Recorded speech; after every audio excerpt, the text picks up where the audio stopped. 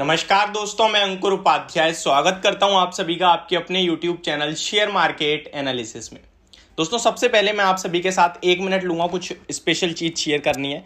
जब मैं अपनी वीडियोस के इनिशियल डेज में लाइक अप्रैल और मई में मैंने आप सभी से कहीं ना कहीं कहा था कि आपकी जिस स्टॉक पे क्वेरी हो आप कमेंट करिए, मैं उस पर शॉर्ट बनाया करूंगा। एंड मैंने काफ़ी सारे जवाब दिए थे आपको एंड मैक्सिमम मैं कोशिश करता था हर एक बंदे का जवाब दे दूं, लेकिन फिर मैंने बीच में वो रोक दिया क्योंकि मैं वीडियोस ज़्यादा बनाने लगा।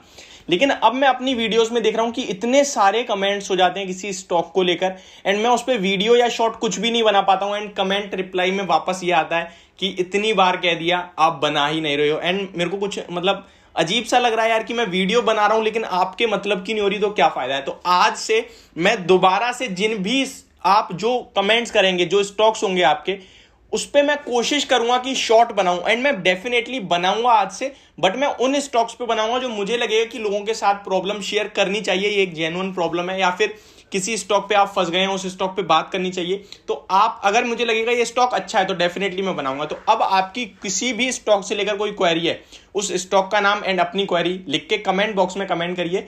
मैं आज से शॉर्ट बनाना स्टार्ट करूंगा आपकी क्वेरीज पे आपके नाम के साथ कि इनका ये नाम है, इन्होंने ये क्वेरी पूछी है। ठीक है, ये आपके लिए एक अपडेट थी एंड मैं आपसे माफी चाहता हूं कि मैं आपके कमेंट्स का रिप्लाई नहीं दे पा रहा हूं, आप जो भी पूछ रहे हो नहीं बता पा रहा हूं, तो उसके लिए मैं क्षमा चाहता हूं। लेकिन आज से मैं डेफिनेटली आपकी सारी क्वेरीज सॉल्व करने वाला हूं। लेकिन अभी मैं बात करूंगा IRFC के स्टॉक के बारे में। दोस्तों, ये शेयर जब से बाजार में आया तब से पैसा बना के ही नहीं दिया।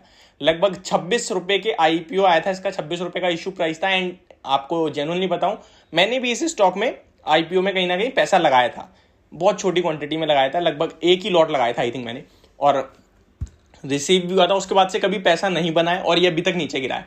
इसके नीचे गिरने के पीछे के 2 रीजंस हैं। पहला कि इसमें आगे चल के OFS आएगा, ये हर एक बंदे को पता है, और उस OFS के चक्कर में बड़ी बाइंग नहीं हो पा रही है। लेकिन अगर आप इस कंपनी के स्टॉक को देखें तो ये 10% के लगभग का डिविडेंड ऑलरेडी दे चुका है स्टॉक, एंड अभी करेक्ट ज्यादा है। अभी कंपनी ने फिर से बड़ा डिविडेंड अनाउंस किया था एंड जिसकी एक्स डेट आने वाली है। तो अगर आप पे है तो बहुत अच्छी बात है, नहीं है तो आप खरीद भी सकते हैं, ये टोटली आप पे डिपेंड करता है। मैं डिविडेंड की न्यूज लेके आया हूं जो आपको बता रहा हूं, सिंपल। ठीक है, कोई रिकमेंडेशन नहीं दे रहा हूं।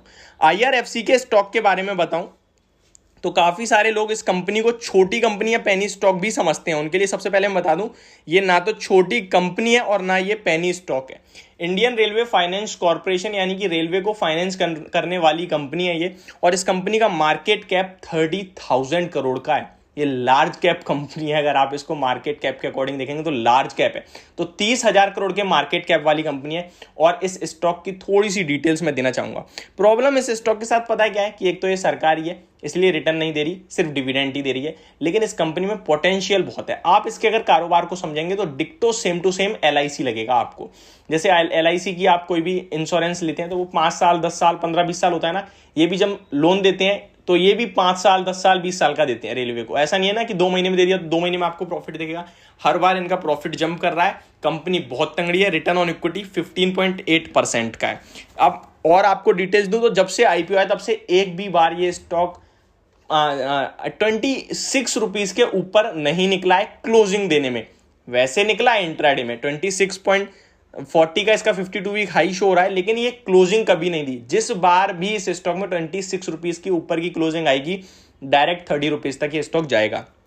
डिविडेंड के बारे में वीडियो, तो डिविडेंड भी मैं आपको बताऊंगा, लेकिन उससे पहले कुछ चीजें बताना चाहता हूं। Stock is trading at 0.732 it's book value, यानी कि अंडर वैल्यू स्टॉक है। इसकी बुक वैल्यू पर शेयर 31 रुपीज 40 पैसे की है और आपको मिल रहा है ये 22 रुपए 80 पैसे पे। ठीक है, तो यानी अंडर वैल्यू मिल रहा है आपको। कोई महंगा तो छोड़िए, सस्ता छोड़िए, बहुत सस्ता हो रहा है।